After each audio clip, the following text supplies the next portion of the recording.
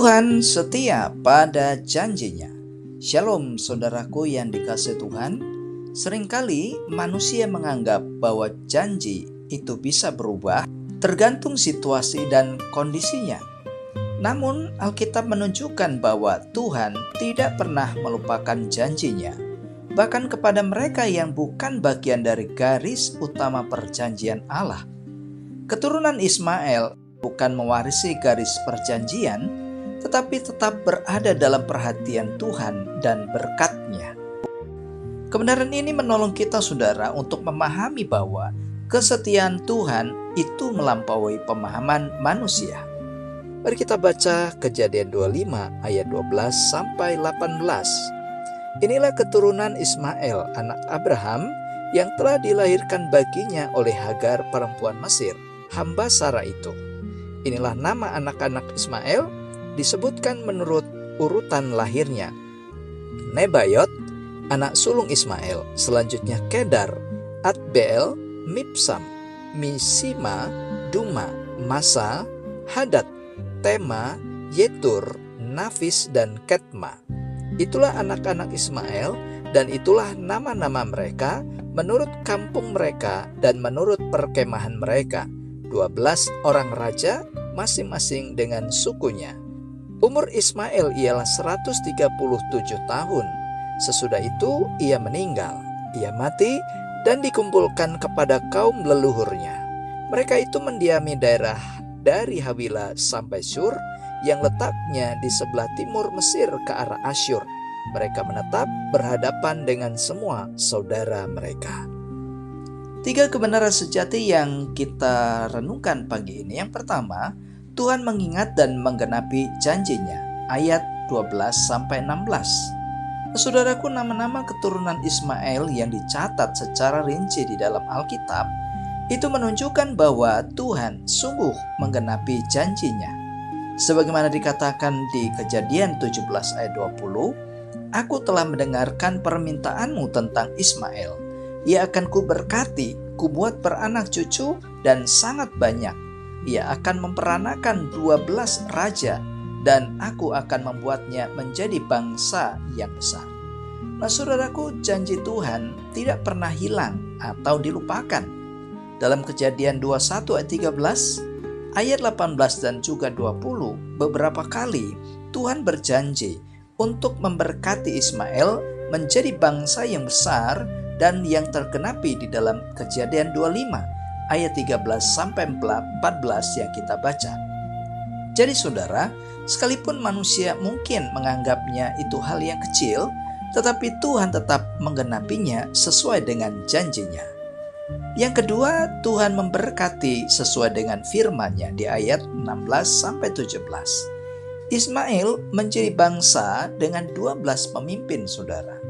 Persis seperti yang telah difirmankan oleh Tuhan. Mereka itu mendiami daerah dari Hawila sampai Sur yang letaknya di sebelah timur Mesir ke arah Asyur.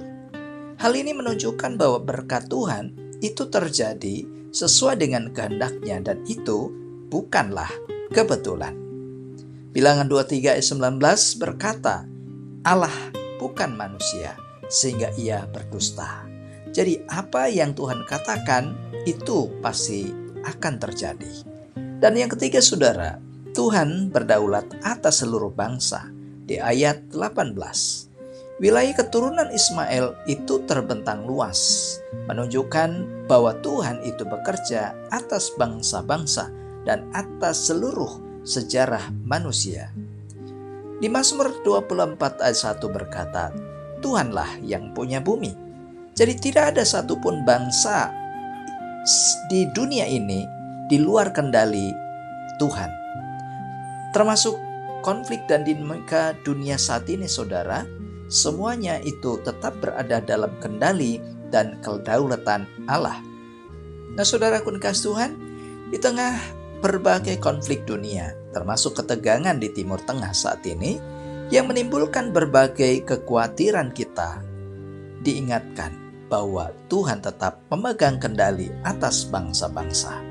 Pada bagian ini kita juga melihat bahwa rencana keselamatan Allah melalui Yesus Kristus itu tidak terbatas pada satu kelompok bangsa saja, melainkan menjangkau semua bangsa, termasuk Indonesia.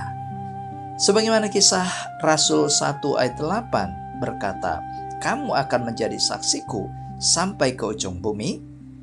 Karena itulah orang percaya dipanggil untuk tetap percaya bahwa di tengah kekacauan dunia, Tuhan sedang menggenapi rencana dan kedaulatannya untuk menjadi berkat bagi bangsa-bangsa. Nah saudaraku, mari kita refleksikan renungan hari ini. Apakah saya percaya bahwa Tuhan itu setia pada janjinya? Dan apakah saya melihat pekerjaan Tuhan dalam hidup saya?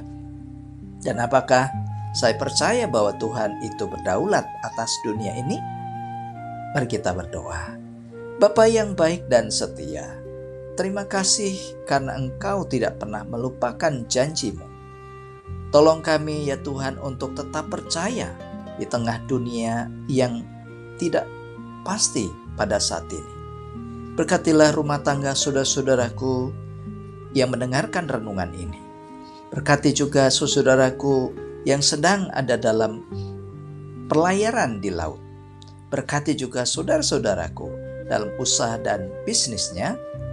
Buat mereka berhasil dan beruntung, agar mereka bisa menjadi berkat bagi orang lain. Di dalam nama Tuhan Yesus, amin. Nah saudaraku, mari arahkanlah hati dan terimalah berkat-Nya.